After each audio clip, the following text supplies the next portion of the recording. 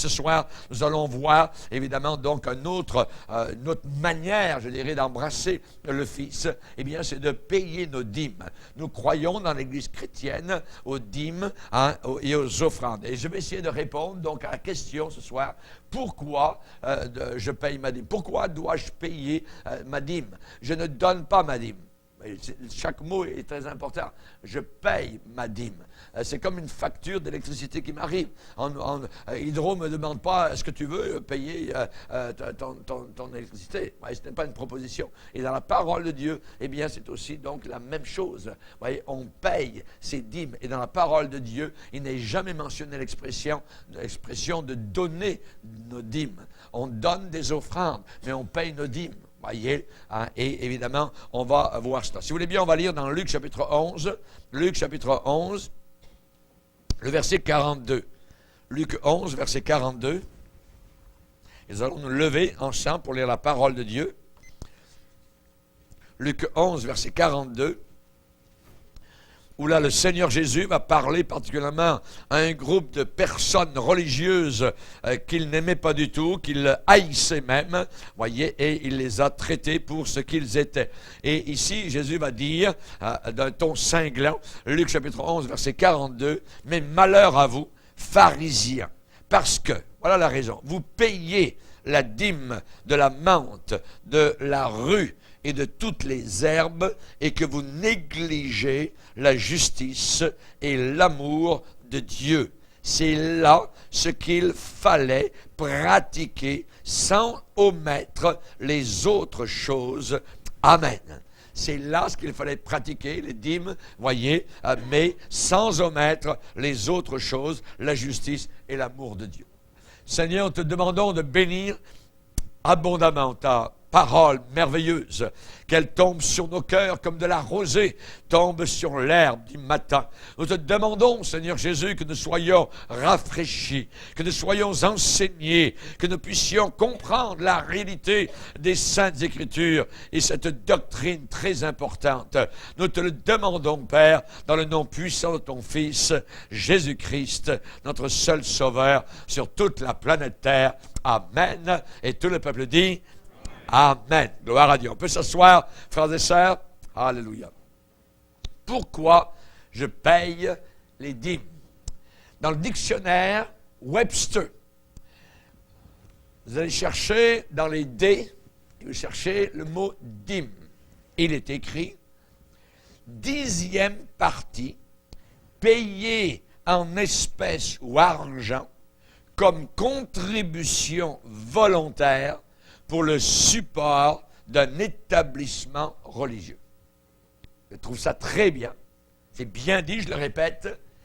Dîme, dictionnaire Webster, 10e partie, payée en espèces ou argent, comme contribution volontaire pour le support d'un établissement religieux. Il y a beaucoup de personnes, quand on arrive à ce domaine, résistent.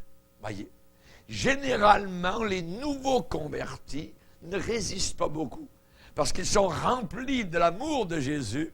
Et quand on est rempli de l'amour de Dieu, alors, voilà, c'est ce que Dieu demande et ils le font généralement avec allégresse et avec joie. Mais il y a d'autres personnes qui résistent dans leur cœur à la conception, donc, de donner, de payer une dîme à l'Église. Et ils se disent au fond de leur cœur, mais voyons donc, mais je ne peux pas me permettre de donner le 10e de mon salaire brut pour l'œuvre de Dieu. Mais c'est impossible, voyez. C'est une bande de rackets, c'est des voleurs, vous voyez. Chers amis, j'aimerais vous dire, moi non plus, je ne peux pas me permettre de donner le 10e de mon salaire brut pour l'œuvre de Dieu. Mais cependant, j'ai de très bonnes raisons définies, très claires, pour justement payer ma dîme à Dieu. J'ai des très bonnes raisons. ce message ce soir, écoutez bien, n'est pas du tout pour susciter des fonds pour moi-même. Non, non, non, non. C'est un enseignement, donc, pour l'Église de Dieu au travers de la terre. Qu'on soit en Europe, en Afrique, dans les îles du Pacifique, qu'on soit, je dirais, au Bangladesh ou qu'on soit au Koweït, ça n'a absolument aucune importance. C'est l'enseignement, je dirais, international et général de la parole de Dieu au travers de la terre. Évidemment, dans ce message, il n'y a absolument aucune motivation personnelle de ma part. Mais ma conviction fervente, c'est qu'aucune dîme, je dis bien dîme, ne devrait aller en aucun temps et en aucun endroit ailleurs que dans l'Église locale où je suis membre. Jamais. L'Église doit recevoir la dîme de ses membres. C'est là, à l'Église locale, voyez, que pas tel monsieur là-bas au bout de la terre qui a besoin de dîme et qui a un projet pour Dieu ou quoi que ce soit. Non, non, non, non. On s'occupe de nos affaires et la première responsabilité d'un membre d'Église, c'est de payer sa dîme dans son restaurant spirituel. Amen. Gloire au Seigneur. Et on sait que la dîme va à l'église locale, où vous êtes nourris spirituellement. L'apôtre Paul, qui parle aux Philippiens, particulièrement, va dire cela. Ce n'est pas que je recherche les dons, mais je recherche le fruit qui abonde pour votre compte. Paul va dire, j'ai tout reçu, je suis dans l'abondance, j'ai été comblé de biens en recevant par Épaphrodite ce qui vient de vous. Il lui avait envoyé de quoi donc l'aider pour le ministère de la parole de Dieu. Et il dit, j'ai reçu cela comme un parfum de bonne odeur, un sacrifice que Dieu accepte et qui lui est agréable. Les Philippiens pourvoyaient au ministère auquel ils étaient attachés. Et Paul a ajouté une phrase, « Et mon Dieu pourvoira à tous vos besoins selon sa richesse et avec gloire en Jésus-Christ. » Voyez, cette promesse que Paul a faite n'est pas faite inconditionnellement, juste en l'air. Elle a été faite à des gens qui payaient leurs dîmes, qui soutenaient leur église locale, qui soutenaient le ministère, particulièrement missionnaire, auquel ils étaient attachés, de l'apôtre Paul, qui avait été le fondateur de leur église dans la ville de Philippe, avec Silas. Voyez. Donc, et mon Dieu pourvoira à tous vos besoins. Si vous gagnez 1000 $, et que vous ne payez pas vos dîmes, vous avez 1000 $ en poche. Si vous payez votre dîme, il ne vous reste que 900 $.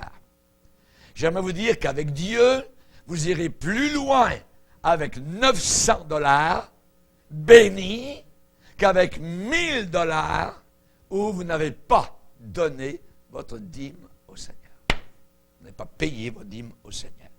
Pourquoi? Parce que la Bible dit à des gens qui étaient fidèles dans ce domaine-là, et mon Dieu pourvoira à tous vos besoins. Je ne sais pas comment ça se passe, comment ça se fait, mais notre Dieu est capable d'étirer $1, voyez, jusqu'à ce qu'il fasse des choses merveilleuses, voyez, et votre dollar n'est plus petit comme cela, tout d'un coup c'est un dollar très allongé, parce que vous avez premièrement payé vos dîmes au Seigneur.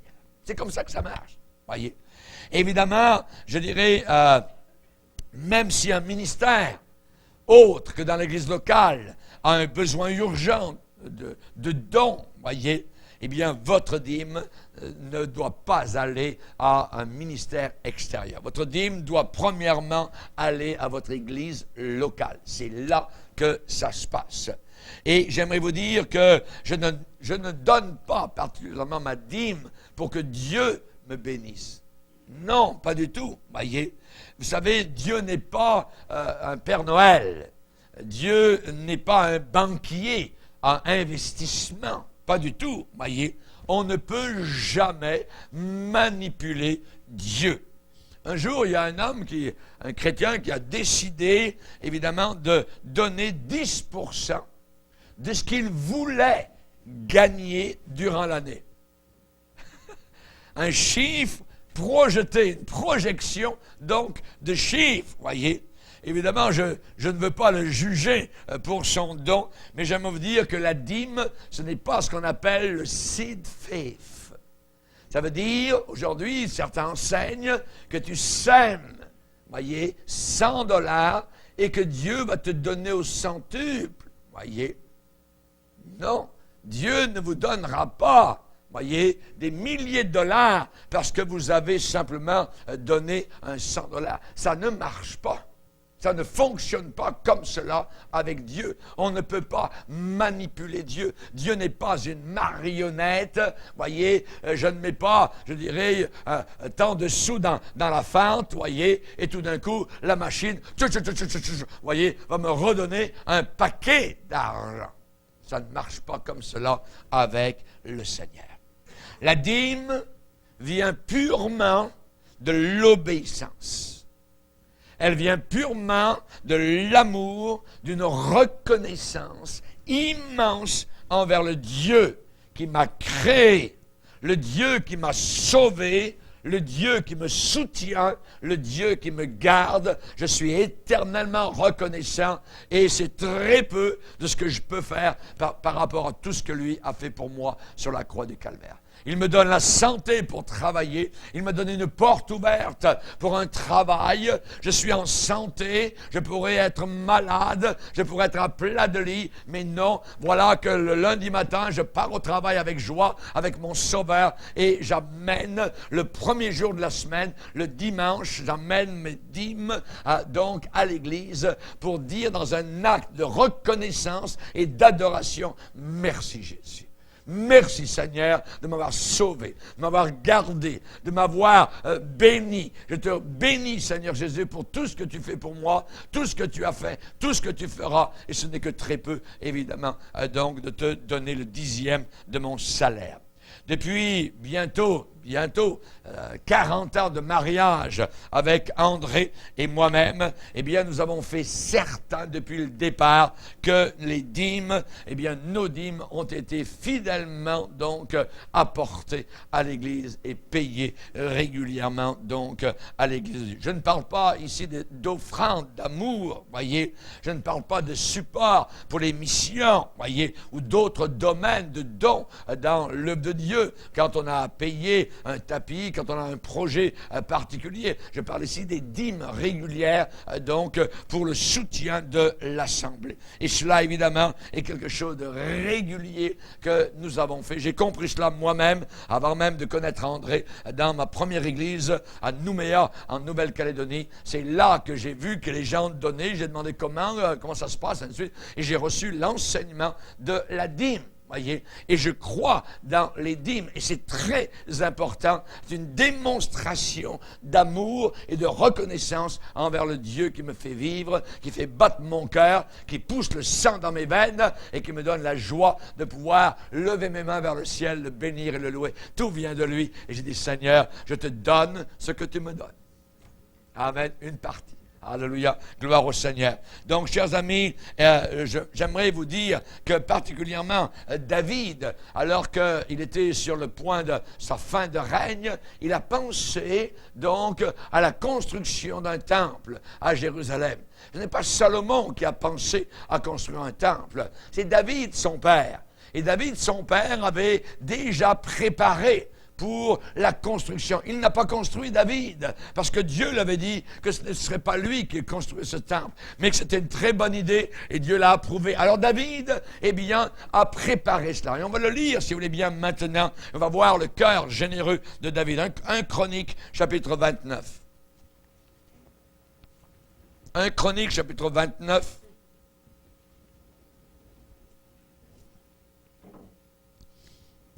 Verset 1er, le roi David dit à toute l'assemblée, « Mon fils Salomon, le seul que Dieu ait choisi, est jeune et d'un âge faible, et l'ouvrage est considérable.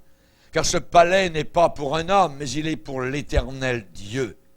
J'ai mis toutes mes forces à préparer pour la maison de mon Dieu, de l'or pour ce qui doit être d'or, de l'argent pour ce qui doit être d'argent, de l'airain pour ce qui doit être d'airain, de fer pour ce qui doit être de fer, et de bois pour ce qui doit être en bois, de pierres, d'onyx et des pierres à enchâsser, des pierres brillantes et de diverses couleurs, toutes sortes de pierres précieuses et du marbre blanc en quantité. De plus, dans mon attachement pour la maison de mon Dieu, je donne à la maison de mon Dieu l'or et l'argent que je possède en propre, ça veut dire dans mon propre compte, outre tout ce que j'ai préparé pour la maison du sanctuaire.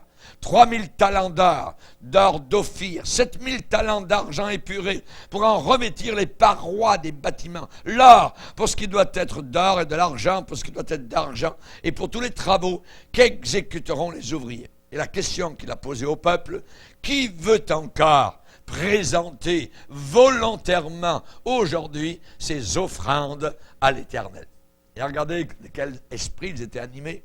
Les chefs des maisons paternelles, les chefs des tribus d'Israël, les chefs des milliers et des centaines, et les intendants du roi firent volontairement des offrandes. Ils donnèrent pour le service de la maison de Dieu 5000 talents d'or, 10 000 darics, 10 000 talents d'argent, 18 000 talents d'airain et 100 000 talents de fer.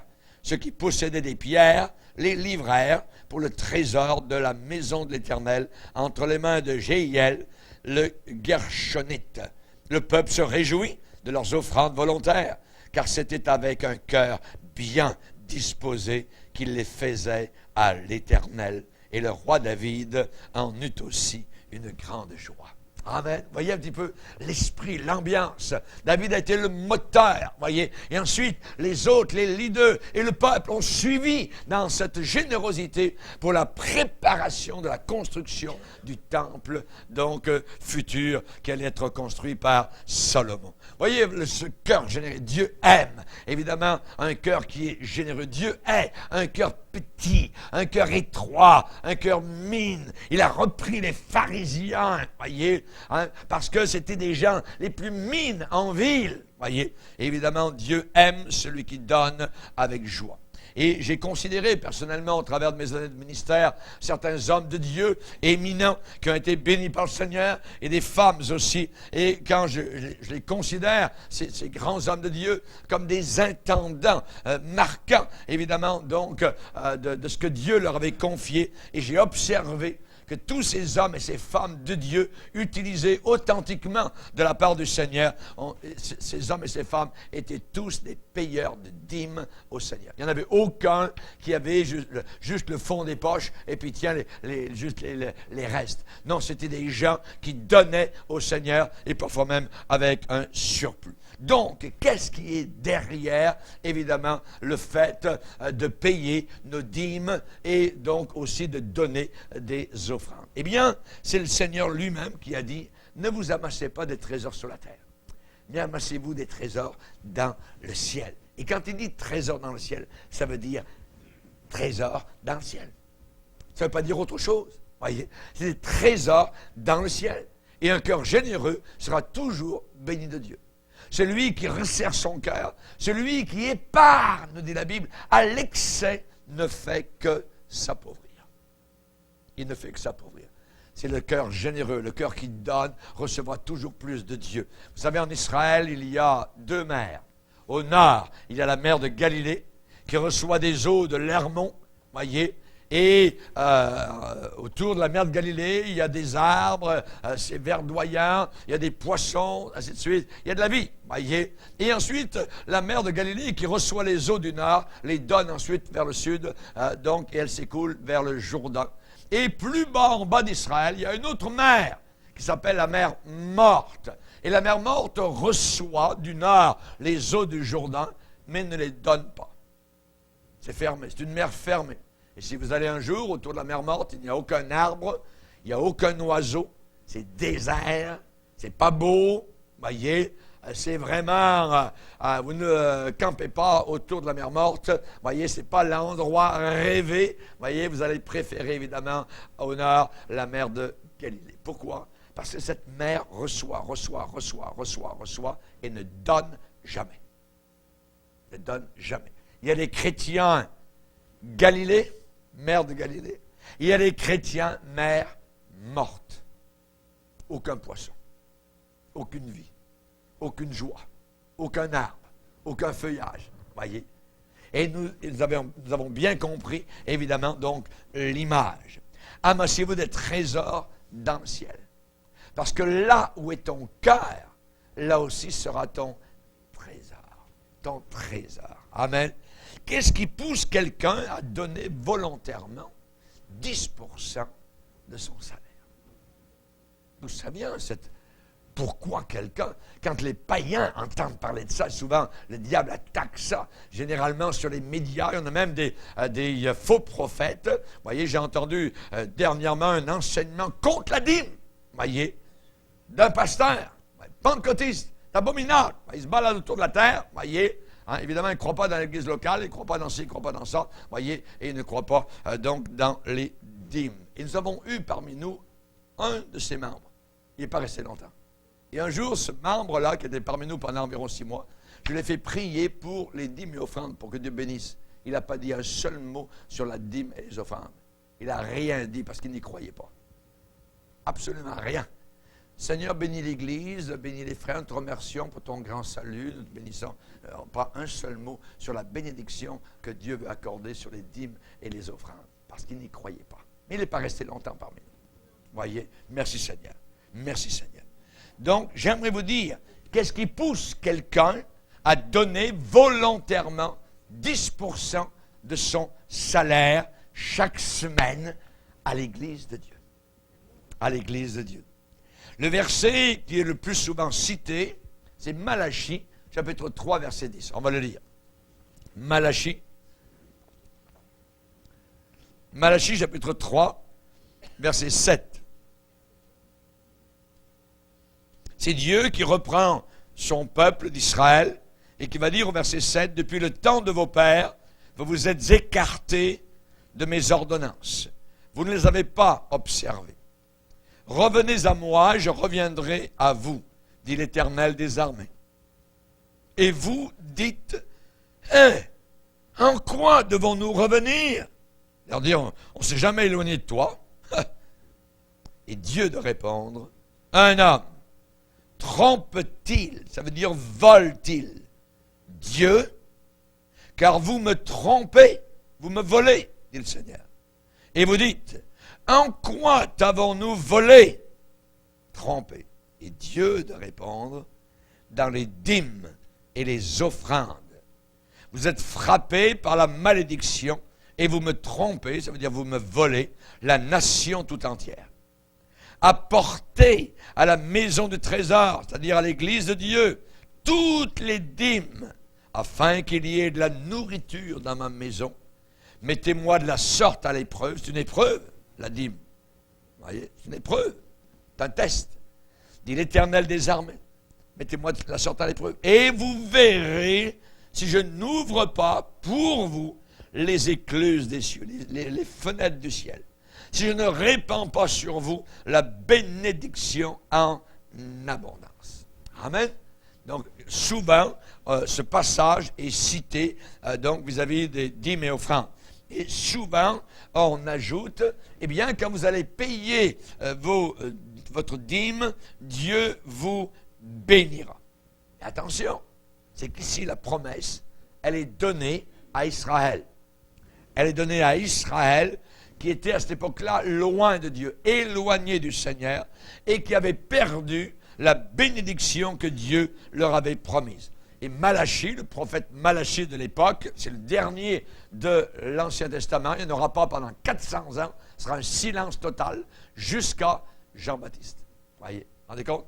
Donc Malachie, le dernier prophète de l'Ancien Testament, évidemment, leur a donné le message que lorsqu'ils recommenceraient à payer leurs dîmes, la bénédiction serait restaurée. Ils allaient de nouveau être bénis. Donc c'est une promesse spécifique de Dieu à un peuple spécifique et pour un temps spécifique. La Bible dit c'est la bénédiction de l'Éternel qui enrichit et ne la fait suivre d'aucune tristesse. Quand vous êtes béni de Dieu, ce n'est pas une tristesse ensuite, non, c'est une bénédiction. Vous avez la joie et la paix de Dieu dans votre cœur. Amen. Dans Actes chapitre 20, verset 35, l'apôtre Paul va rappeler aux anciens d'Éphèse qu'il est en train de quitter. Il va les quitter et il leur rappelle donc qu'il n'a désiré ni les meubles de quelqu'un, ni les vêtements de quelqu'un, ni les biens de quelqu'un, mais que donc il était là et il a travaillé ses propres mains donc pour pourvoir à ses propres besoins. Et il ajoute le verset, car vous rappelez-vous ce que le Seigneur Jésus a dit, il y a plus de bonheur à donner qu'à recevoir. Si vous voulez le plus de bonheur, eh bien, c'est de donner, voyez, donner et donner et donner, et là, il y a plus de bonheur qu'à recevoir. Celui qui reçoit est béni, mais celui qui donne est plus béni. Amen. C'est ce que Jésus dit, et je le crois. Donc, ce principe de payer les dîmes, on le voit dans Malachie, on le voit dans le Nouveau Testament, Jésus va le rappeler, c'est ce qu'il fallait faire, sans oublier évidemment la miséricorde et l'amour de Dieu. Voyez, donc il y a rien qui a été aboli dans ce sens-là. Et nous voyons particulièrement que ce principe de payer les dîmes, eh bien, était, je dirais, en opération bien avant Malachie, des centaines d'années auparavant. Même avant le temps de Moïse. Voyez, et Moïse, c'est la loi. Donc, là où les hommes n'étaient même pas sous la loi, ils payaient leurs dîmes. Imaginez. Et nous ne sommes plus sous la loi. La loi a commencé, la loi s'est terminée. Il y avait des gens qui payaient leurs dîmes avant la loi, et aujourd'hui, il y a des gens, les chrétiens de la terre, payent leurs dîmes, donc, sous la grâce du Seigneur. Et ce n'est pas une loi, c'est une joie de donner. Et on le donne parce que c'est une reconnaissance, un amour, donc, que nous avons envers le Seigneur. Amen. Gloire au Seigneur. Donc, on voit qu'il faut faire attention à ceux qui disent que Jésus en a fini avec la loi, donc, les dîmes, c'est fini. C'est pas vrai du tout. Ce n'est pas vrai du tout. Les dîmes ne sont pas donc finies. Il n'y a aucun endroit où nous voyons que dans la Bible, dans le Nouveau Testament, où l'apôtre Paul dit ne payez pas la dîme, ou que ce soit où Jésus dit ne payez pas la dîme. Il a dit, Jésus, aux pharisiens, c'est là ce qu'il fallait faire. Quand il parlait des dîmes, les pharisiens payaient la dîme. Et Jésus a dit, oui, c'est ce qu'il fallait faire. Sans oublier, voyez, le principal, qui est l'amour de Dieu et la miséricorde. Et eux, ils oubliaient tout cela, évidemment. Et pourtant, ils payaient leurs dîmes. Donc, évidemment, il faut payer nos dîmes de la bonne manière. Avant la loi, avant que Moïse vienne, il y a eu les grands patriarches. Particulièrement dans la Genèse, il y avait Jacob. Jacob était un grand patriarche d'Israël et il payait sa dîme bien avant Moïse. Bien avant Moïse. Voyez, des centaines d'années avant que Moïse n'arrive, bien déjà, Jacob payait la dîme. Pourquoi? Parce qu'il avait tellement été béni. Voyez, il avait tellement été béni longtemps même avant qu'il ne paye sa dîme. Alors, il a dit, un jour, il a décidé, Seigneur, je vais te donner le 10e de tout ce que tu me donneras. On va le lire, si vous voulez bien, maintenant, dans Genèse.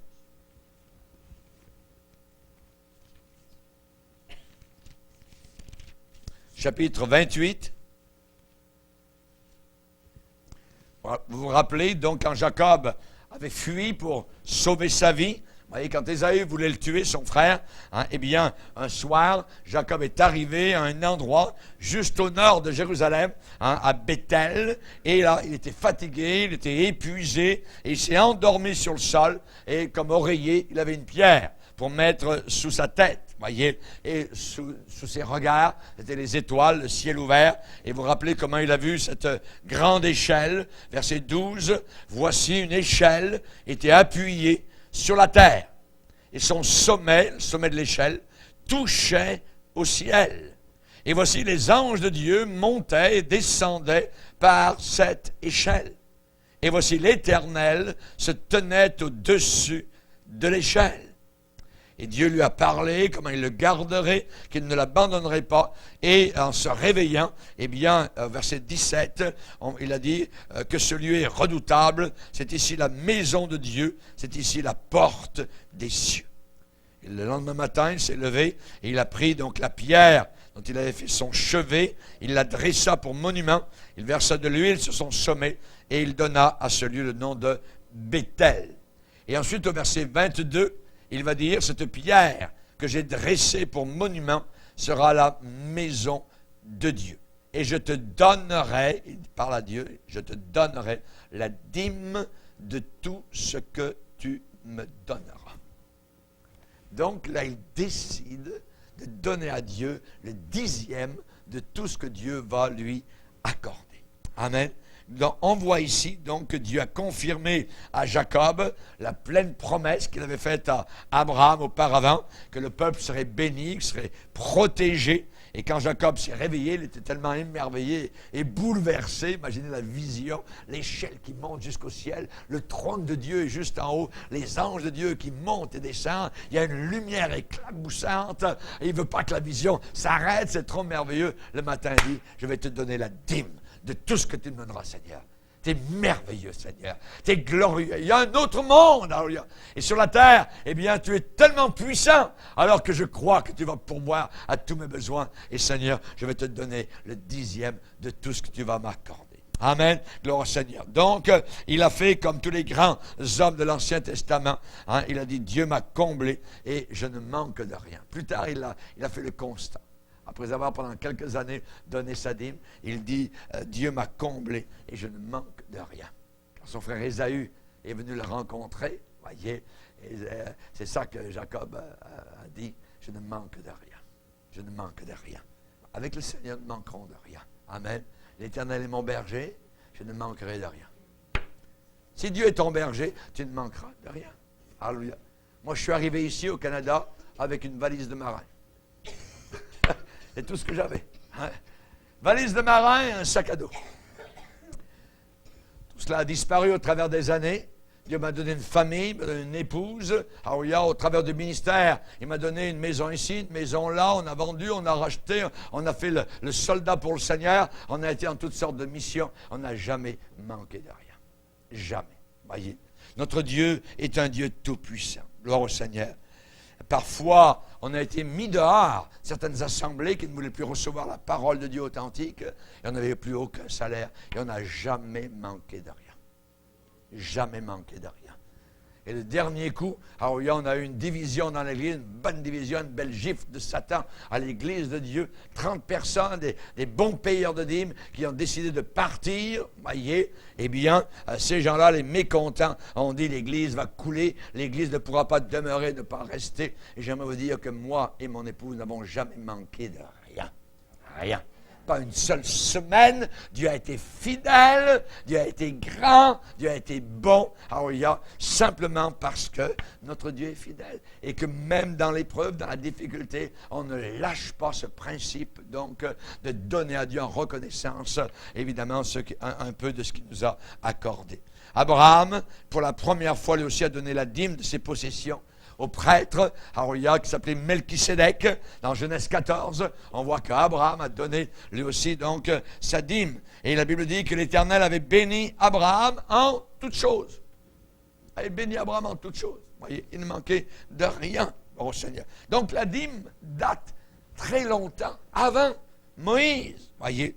Et les pharisiens du Nouveau Testament étaient les gens les plus étroits en ville, les plus mis littéralement. Et ils avaient fait de la dîme un jeu, littéralement. Et Jésus les a repris fortement pour cela. Voyez, Jésus leur a recommandé de payer donc la dîme de la bonne façon. Il leur a dit, c'est là ce qu'il fallait faire, c'est là ce qu'il fallait pratiquer. Voyez, il faut pratiquer la dîme. Et dans l'histoire de l'Église chrétienne, eh bien, les pères de l'Église, qu'on appelle les pères de l'Église, eh bien, connus, les grands hommes de Dieu du début de l'Église, donc du 1er, 2e, 3e siècle, par exemple, eh bien, tous ces grands hommes ont été reconnus, nous le savons, donc historiquement, ils payaient leur dîme, ils croyaient à la dîme, comme Irénée, comme Origène, comme Cyprien, comme Ambroise, des grands hommes de Dieu, donc de l'Église primitive. Eh bien, tous ces gens-là sont reconnus et ils l'ont enseigné qu'il fallait payer la dîme à l'Église locale. Donc, évidemment, je paye ma dîme pour 3 raisons. La première raison, je paye ma dîme par reconnaissance à Dieu pour sa bénédiction. Il nous a bénis de toutes sortes de bénédictions dans les lieux célestes en Jésus-Christ. Éphésiens, 1er chapitre. Le chrétien qui est né de nouveau, qui s'est repenti de ses péchés, c'est quelqu'un de béni. Il est béni. Amen. Il est béni. Il n'est plus sous la malédiction. Il ne va plus en enfer. Maintenant, il est redirigé, alléluia, et il s'en va vers le ciel. C'est un homme béni. Je bénis l'Éternel. Amen. Gloire au Seigneur. Et je paye mes dîmes par reconnaissance à Dieu. Je ne paye pas mes dîmes pour être béni. Je paye mes dîmes parce que je suis déjà béni. Parce que je suis béni, je donne. Donc, j'apporte volontairement mes dîmes à l'Église locale. Cherchez premièrement le royaume de Dieu et sa justice, et le reste vous sera donné par surcroît, a enseigné Jésus. Donc, le chrétien qui paye ses dîmes, c'est quelqu'un qui est reconnaissant à Dieu, évidemment, pour toutes les bénédictions qui coulent, qui découlent du Seigneur. David, un jour, a dit, « Je ne donnerai pas à l'Éternel quelque chose qui ne me coûte rien. » Quand nous payons nos dîmes, peut-être qu'avec cet argent-là, on aurait payé une facture. Et peut-être qu'il y a une facture qui ne sera pas payée parce que je paye ma dîme. Laissez faire, cette facture va se payer. Elle va se payer, premièrement, la fidélité donc à l'Église locale. N'attendez pas de dire, ah bien tiens, quand je payerai toutes mes affaires, là, le reste, s'il y a de la dîme, je la payerai à l'Église. Jamais, ça ne marchera jamais comme cela. Premièrement, Dieu, voyez, premièrement, vous avez votre salaire, vous avez votre $1000, voyez, je prends un exemple, il y en a 100 auxquels vous ne devez pas toucher. Ça appartient à Dieu. Vous amenez ça à l'Église locale. Amen. Gloire au Seigneur. Rappelez-vous la petite dame qui a mis la petite pite dans la petite fente au temple. Ça dit qu'elle a mis tout ce dont elle avait besoin. Et Jésus a dit, regardez les gars, voyez, Jésus était assis, puis regardez là la boîte dans le temple, puis les gens qui passaient, puis comment ils mettaient, tout ça. Fait qu'il y avait des gens qui disaient, ah tiens, il y a des gens qui nous regardent, tout ça. Il y avait le gros paquet, là. Puis ça fait bing, ça tombait là-dedans. C'était, vous voyez. Puis ensuite, ils regardaient autour. Vous voyez, il y a des gens qui sont comme ça, vous voyez, ils veulent voir. Puis soudain, tout qui est arrivé, un petit fantôme, une petite dame, tout ça. Et puis elle est partie. Et Jésus a dit, cette femme-là, elle a mis plus que tous les autres. Parce qu'elle a mis de son nécessaire. Elle en aurait eu besoin. Mais elle a premièrement donné à Dieu. À Dieu. Et Dieu, certainement, l'a béni aussi d'une autre manière, parce que Jésus dit, elle a donné plus que tous les autres. Plus que tous les autres. Amen. Dieu ne regarde pas la quantité. Il regarde si je donne avec cœur, volontairement. Et David a dit un jour, je ne donnerai pas à l'Éternel quelque chose qui ne me coûte rien. Voyez, on commence à donner quand ça fait mal. Quand ça fait mal, là, ça marque. Là, c'est noté de la part du Seigneur. Voyez, si vous donnez juste le superflu, tout ça, vous ramassez les restes, tiens Seigneur. Voyez, on était habitués dans l'église romaine, voyez, il y avait le curé qui passait, tout ça, bing bang, c'était juste des restes, il y avait des épingles, il y avait n'importe quoi, il y avait des sous, voyez. On arrive à l'église de Dieu, c'est des offrandes silencieuses. Oh! Oui, on n'entend plus le bruit des pièces d'argent. C'est le bruit des billets. Voyez, on donne au Seigneur une valeur. On donne au Seigneur un montant qui est, je dirais, pas une petite affaire, pas un reste, pas un superflu, mais ce qui appartient au salaire. Voyez, le 10%. Alléluia. Chers amis, la dîme du salaire, c'est ma gratitude. C'est ma reconnaissance à Dieu. Ma reconnaissance au Seigneur. Ce n'est pas un mumbo-jumbo, voyez, comme aujourd'hui avec les sites faits, et ainsi de suite, voyez, mais c'est une manière de m'en sortir le mieux possible et d'en donner le moins possible. Vous savez, les gens, voyez, je vais retirer de l'Église le plus possible et je donnerai le moins possible. Ça ne marche jamais. Ce n'est pas comme cela que je désire. N'oubliez jamais, Dieu a tellement aimé le monde qu'il a donné son Fils unique. Est-ce que ça lui coûtait? donner son fils? Est-ce que ça coûtait quelque chose à Abraham de donner son fils? Jésus lui a dit, celui que tu aimes, donne-le.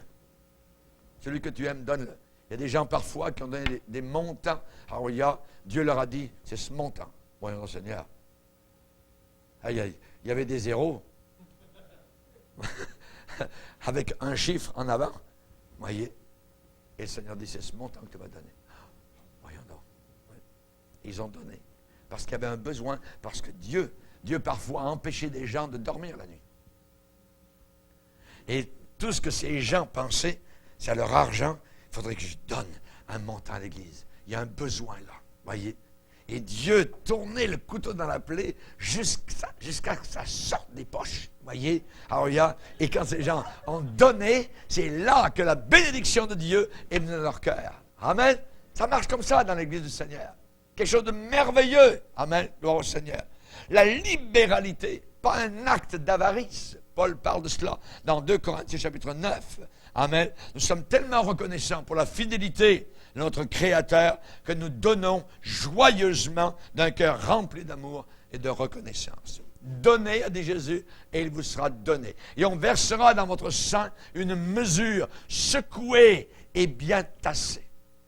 Moi, je me rappelle quand j'étais derrière la batteuse, quand c'était le temps de battre les blés, il y avait la machine qui arrivait, tout ça, sur la ferme. Et là, quand j'étais jeune, j'allais chez mes oncles, travailler à la ferme. Et c'était la joie, c'était, le tracteur, la machine batteuse, tout ça. Et, nous, et les enfants, on riait, on jouait dans les épis, ainsi de suite. Et on regardait les hommes derrière la batteuse. Et là, arrivait le grain qui coulait, pendant qu'il y avait la grande courroie qui était attachée donc au tracteur là-bas. On n'entendait absolument rien, il fallait se parler dans les oreilles, ça, avec ces machines qui battaient le blé, voyez. Et derrière coulait ce blé. Et je me rappelle très bien ces hommes qui étaient là et qui secouaient ces sacs qui étaient remplis, tout ça. Et hop, ils en mettaient un, et il fallait en mettre un autre qui était vide, et ainsi de suite, voyez. Et c'est la même chose, c'est le même geste, serrer et secouer, voyez, comme quand on tasse le blé avant de fermer le sac. Le Seigneur dit, parce qu'on vous mesurera de la mesure dont vous vous servez. Si vous avez une petite mesure comme ça, Dieu va dire, je veux te bénir. Oui, merci Seigneur. Donne-moi ta mesure et je vais te bénir avec ça. Votre mesure est petite comme ça, il dit, donne-moi là, je vais te bénir. Tchouk. Il y en a d'autres qui ont une mesure large comme ça, un plateau large de même. Voyez, comme ça. Donne-moi ta mesure, voyez, donne-moi ton plat, et je vais te bénir avec ça. Il le remplira bas et il te bénit comme cela. C'est comme ça avec Dieu. Mais pas toujours avec de l'argent. Dieu ne nous redonne pas toujours là, mais il nous garde en santé. La voiture se brise peut-être un peu moins. Les enfants sont généralement pas trop malades. Voyez, il y a toutes sortes de choses qui arrivent comme cela. Et d'un jour à un autre, d'une semaine à un autre, on arrive à joindre les deux bouts. Et on se dit, mais comment ça peut se faire? Voyez, pourtant, je paye ma dîme. Voyez, et c'est un bon montant. Merci Seigneur. Merci Seigneur pour cela. Amen. Donc, on donne d'un cœur rempli d'amour et de reconnaissance. Vous arrêtez-vous de remercier le Seigneur? Imaginez, pour la mesure de santé dont vous jouissez, on ne peut pas s'arrêter de remercier le Seigneur pour la famille qui nous a donné, pour la maison dans laquelle nous sommes. On est bien au chaud, froid au Canada, quand ça fait moins 40 dehors, tout ça. Voyez, parfois ceux qui ont un ventilateur l'été, tout ça, ben c'est merveilleux, vous appréciez cela. J'ai apprécié ça beaucoup à Haïti dernièrement. J'avais un ventilateur au-dessus et il a marché pendant toute la semaine, je ne l'ai pas arrêté une seule fois. Voyez. On remercie le Seigneur pour des choses que nous avons, les libertés que nous avons. Amen. On est libre au Canada pour prêcher l'Évangile. C'est merveilleux. On le remercie pour la nourriture qu'il nous donne, pour les amis qu'il nous a accordés, pour les provisions qu'il nous donne. On le remercie pour la Bible, pour le ciel, pour les chrétiens. C'est merveilleux. Voyez, il y a tellement de choses. Je dis, Seigneur, voilà ma dîme. Je te donne ça en reconnaissance. En reconnaissance. Et l'apôtre Paul dit la manière avec laquelle nous devons donner dans 2 Corinthiens 9, verset 7. Il dit que chacun donne comme il l'a résolu dans son cœur. Et sans tristesse, voyez, ni contrainte. Voyez, si vous faites un chèque, vous pouvez faire un chèque de votre dîme, voyez, et quand le frère passe dimanche matin, voyez, pour ramassez les dîmes, vous avez préparé votre chèque, et là, vous donnez oh, mon pauvre chèque, oh, comme j'aimerais te retenir, mais là, il faut que je le donne à Dieu. Non, ne faites pas comme cela, voyez. Ne dites pas comme cela dans votre cœur, mais vous donnez avec joie, voyez. Mon chèque, va-t'en dans le fond du sac pour bénir l'Église. Alléluia. Parce que je suis participant, donc, dans l'Église du Seigneur. Amen. Que chacun donne comme il l'a résolu dans son cœur, sans tristesse, ni contrainte. Ça veut dire qu'on n'est pas forcé. Dieu n'aime pas le forçage, voyez. Il ne veut pas cela, sans contrainte. Parce que Dieu aime celui qui donne avec joie. Avec joie. Amen. Gloire au Seigneur. Tel qui donne libéralement, ça veut dire avec joie, devient plus riche. Et tel qui épargne à l'excès ne fait que s'appauvrir. Il y a des gens qui ont épargné toute leur vie, qui ont gratté, qui ont mis dans le bas, voyez. Il y en a qui ont caché tout ça. Il y avait un homme qui avait à peine de quoi, c'était en Bretagne, il avait à peine de quoi payer son téléphone, tout ça. Finalement, un jour, il est mort. Et les gens sont entrés dans la maison, regarder pour les meubles, tout ce qu'il y avait. Ils ont regardé un petit peu ici et là. Et ils ont vu qu'il y avait une planche dans le plancher. Ils ont ouvert, voyez, et dans le plancher, c'était rempli de milliers et de milliers et de milliers d'euros. Il avait de la misère à payer son téléphone. Ah, il était de la famille d'Harpagon. La famille de l'avare, voyez. Il aimait ça, peut-être que le soir, à la veillée, il ouvrait la planche. Et comme il aimait compter son argent. Ah, mon âme, réjouis-toi, tu as beaucoup de biens pour de nombreuses années, tout ça. Ouais. Un jour, il est mort. On l'a emmené dans une petite boîte, au fond de la terre. Tel qui donne libéralement devient plus riche. C'est drôle, c'est le contraire, voyez. Tel qui donne devient plus riche. Et tel qui épargne à l'excès. Je ne dis pas de ne pas épargner, c'est bon. Mais à l'excès, voyez, la sainte, le dollar, voyez, non. Tel qui épargne à l'excès ne fait que s'appauvrir. Que s'appauvrir. Ouais. Deuxièmement, je donne ma dîme parce que je veux que mon Église progresse. Amen.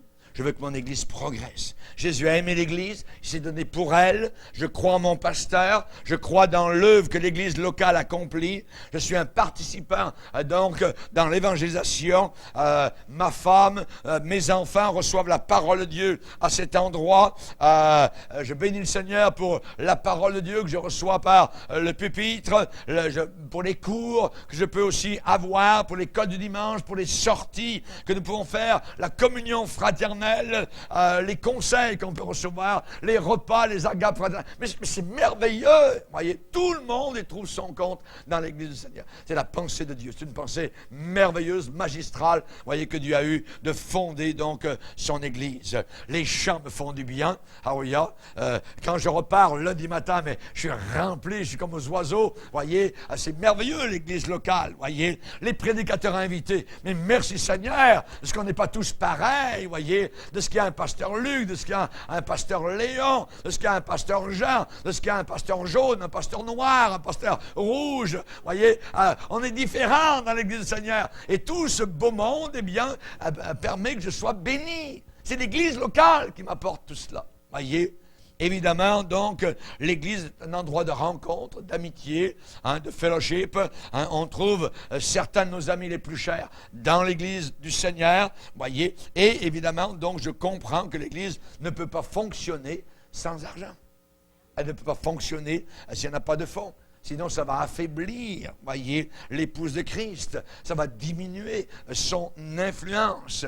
Et évidemment, donc, il y a certaines églises qui doivent s'appuyer sur des gimmicks, sur des kermesses, des loteries, n'importe quoi, voyez, pour survivre. Jamais nous n'allons faire cela, voyez. Nous allons compter sur la fidélité. Moi, mon travail comme pasteur, c'est de nourrir, paître mes brebis. Vous n'êtes pas mes brebis, vous êtes les brebis du Seigneur. Et mon rôle, c'est de paître les brebis brebis du Seigneur, et Dieu va pourvoir donc au fond, voyez, évidemment, par ces brebis. Et les pasteurs, évidemment, qui nous servent avec fidélité, méritent un bon salaire. Évidemment, les factures aussi doivent être payées, et s'il y a besoin d'une contribution, d'un ajout à la construction, eh bien, il faut payer, évidemment, cela. Il y a les fournitures, il y a les matériaux, il y a le chauffage, il y a les taxes, et les assurances, il y a le téléphone. Vous voyez, il y a des centaines de besoins dans l'Église du Seigneur. Imaginez qu'un jour, je rentre dans un très beau restaurant en ville. Voyez, je m'assois, je prends un très bon repas. Je suis servi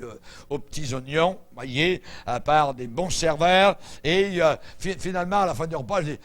Ah, c'est merveilleux, j'ai bien mangé, tout ça. Et ensuite, eh bien, je sors, et en passant, tiens, il y a un caissier qui est là, et je dis au caissier, eh bien, c'était très bon, merci beaucoup, voyez, pour ce bon repas.